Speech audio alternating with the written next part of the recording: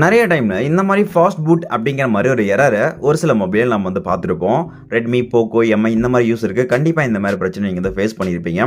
ஒருவேளை உங்களுக்கு அந்த மாரி பிரச்சனை இருந்தா, ரொம்ப சிம்பிளான ஒரு 2 மெத்தட் இருக்கு. அந்த 2 மெத்தட் யூஸ் பண்ணி நீங்க இத சால்வ் பண்ணிக்க முடியும்.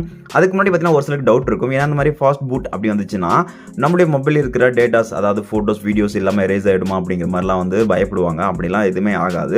So don't feel. And then பார்த்தீங்கன்னா, உங்களுக்கு இந்த ஃபாஸ்ட் பூட் அப்படிங்கிற வந்துச்சு அப்படின்னா, உங்களுடைய மொபைலை நீங்க யூஸ் பண்ணிக்க முடியாது. ஜஸ்ட் நீங்க ஸ்விட்ச் ஆஃப் பண்ண ட்ரை பண்ணாலும் ஸ்விட்ச் ஆஃப் ஆயிடும். எகைன் நீங்க ஆன் பண்ணும்பொழுது உங்களுக்கு சேம் இதே இந்த ஃபாஸ்ட் பூட் அப்படிங்கிறது ஆரஞ்சு கலர்ல தான் பார்த்தீங்கன்னா ஷோ ஆயிட்டு இருக்கும். இந்த மாதிரி டைம்ல நீங்க ரொம்பவே சிம்பிளான மெத்தடை ட்ரை பண்ணி பார்க்கலாம்.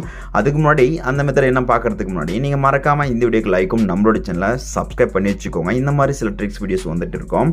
அண்ட் தென் பார்த்தீங்கன்னா இப்போ நீங்க என்ன பண்றீங்கன்னா உங்களுடைய மொபைல்ல இந்த மாதிரி ஃபாஸ்ட் பூட் வந்துருச்சு அப்படின்னா ஸோ ஃபர்ஸ்ட் உங்களோட மொபைல் எடுத்துக்கோங்க. அதில் இது பார்த்தீங்கன்னா வால்யூம் அப் பட்டன், அந்த பார்த்தீங்கன்னா இது வால்யூம் டவுன் பட்டன், இது பார்த்தீங்கன்னா நம்ம ஸ்க்ரீன் அன்லாக் பண்ணுற பட்டன்.